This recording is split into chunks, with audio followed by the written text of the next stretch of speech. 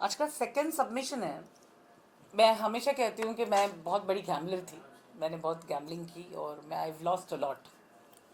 बहुत ऊपर थी मैं, हार के मैं बहुत दाड़ करके नीचे गिरी थी। तो मुझे ऐसा था कि जब से अब तक मैंने जब भी कंप्लेन की है, मैंने हमेशा उन इलीगल गैम्बलिंग एक्ट्स को जो इलीगली चलते हैं, क्योंकि वो एक्चुअली चलते नहीं है, लोगों के घर बर्बाद करते हैं, तो उनको बंद करवाने का मैंने जिम्मा उठाया रखा है और आज तक चल रहा है वो। तो मैं फिर बात करूंगी हमारे महाराष्ट्र की नंदुरबार डिस्ट्रिक्ट की।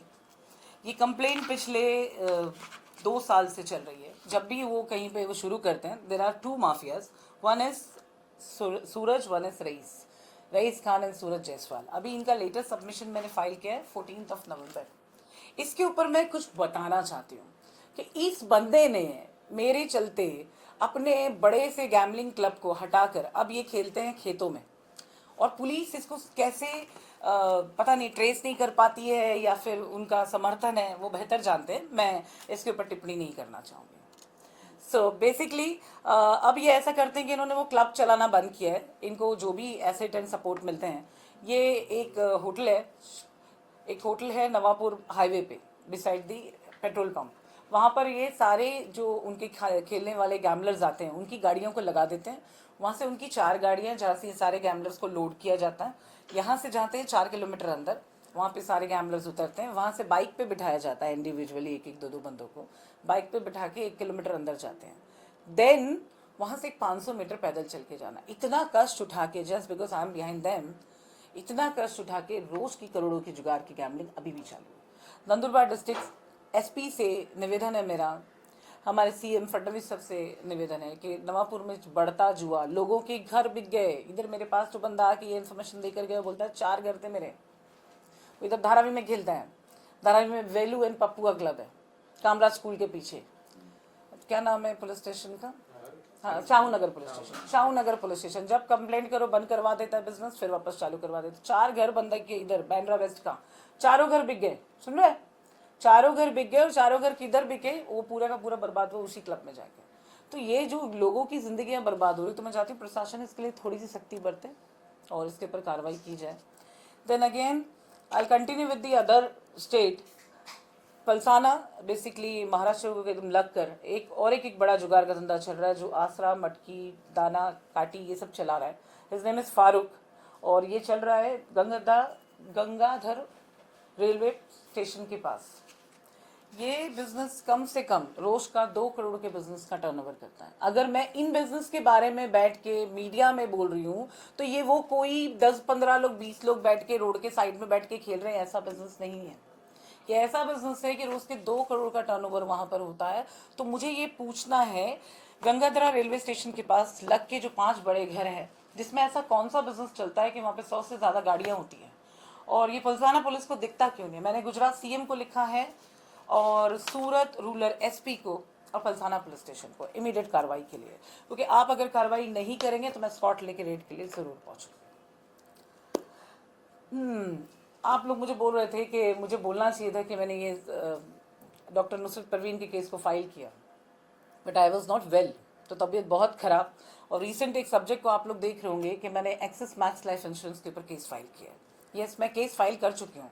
मैंने उसमें देखा, जैसे ही मैंने एक वीडियो देखा जिसमें वो बता रहे हैं कि हमारा पैसा हम पहले दिन जैसे इंश्योरेंस खरीदते हैं, हमारा पैसा सेफ हो जाता है। हम 5 साल के बाद कभी भी अपना पैसा ले सकते हैं, whenever we need it.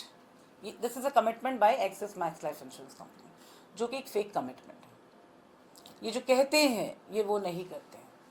अब जब मैंने वो वीडियो देखा कि इनका एडवर्टीजमेंट जो इन्होंने मुझे वर्बल बोला था, एक बोलते हैं ना कोरे कागज में बनाकर दे दिया था सिनॉप्सिस प्लान्स के साथ में, अब वो एडवर्टीजमेंट में, इनके एडवर्टीजमेंट कैंपेन में चल रहा है कि आपका पैसा आप कभी भी रिटर्न ले सकते हो 99.9%। वो जिस भी तरीके से रिटर्न की बात करो, आप कस्टमर को जब कन्विंस करते हो पॉलिसी खरीदने के लिए, तो आप बोलते हो कि आपका पहले दिन से पैसा सुरक्षित है। लेकिन अभी लॉकडाउन जैसा ड्यूरेशन किसी ने नहीं प्लान किया था, किसी को पता था आने वाला है? नहीं। तो वैसे ड्यूरेशन पे जब मुझे क्राइसिस फील हुई कि मेरी 1-1 लाख की पॉलिसी मैं कैसे भरूं, इट वाज अप्रैल एंड मई का मंथ, आई आस्क्ड देम कि मैं पॉलिसी सरेंडर कर सकती हूँ, क्लोज कर सकती हूँ। तो वहाँ पे एक्सिस मैक्स लाइफ इंश्योरेंस की बंदी ब्रांच में बैठ के कहती है कि मैम अगर आप अभी क्लोज करते हो तो आपका लॉस होता है, you should pay 5 years each of the policies. 5 साल कंप्लीट होने के बाद अगर आप सरेंडर करती है तो आपका 1 रुपया नहीं कटेगा। And there are people witness who knows this. अब जैसे ही वो पॉलिसी मैंने उनका बात सुना, I sold one my chain, और मैंने अपनी एक फोर्ड एंडेवर पुरानी एक गाड़ी, दोनों चीज़ें बेच के मैंने दोनों पॉलिसीज का प्रीमियम भरा। अब मुझे तो पता नहीं था कि ये पॉलिसी आप क्या बेच रहे हो, ये जो बेचते हैं इसमें बेचते क्या है ये हमें पता नहीं होता, ये जब तक हमारे हाथ में नहीं आएगा, और ये आता नहीं है जल्दी। आप कभी भी देखना, मैं ये वीडियो के माध्यम से मैं एक चीज़ बताऊंगी, जब भी हम इन्वेस्टमेंट करते हैं, स्पेशली पॉलिसीज लेते हैं, तो पॉलिसी के डॉक्यूमेंट हम 1 महीने के अंदर पढ़कर टर्मिनेट कर सकते हैं, लेकिन 1 महीने के अंदर कभी भी नहीं आते हैं पॉलिसी के papers. They never give you a second chance to take a step back. This conference is basically for my Axis Max Life insurance, specially कि जब भी हम इनकी पॉलिसी खरीदते हैं, मतलब हम अपना गला उनके हाथ के अंदर दे देते हैं। इन केस अगर हमने छुड़ाने की कोशिश की तो स्क्रैचेस हमको ही आएंगे और कट के ही निकलेगा गला, क्योंकि इन्होंने पकड़ा नहीं, इन्होंने जकड़ के रखा है। They are not going to leave it. जो उन्होंने कहा कि हम कभी भी पैसा निकाल सकते हैं, वो कभी भी है ना, वो हमारे 60 साल की उम्र के बाद है, वो कभी भी अभी नहीं है। तो इनका झूठ जो है वो पकड़ा गया है इनके एडवर्टीजमेंट कैंपेन से, और इन्होंने मुझसे समय लिया 25 दिसंबर तक का मेरे केस को रिजॉल्व करने का। अगर ये नहीं करते तो नए साल की सौगात axis Max Life insurance consumer court में मेरे साथ जरूर।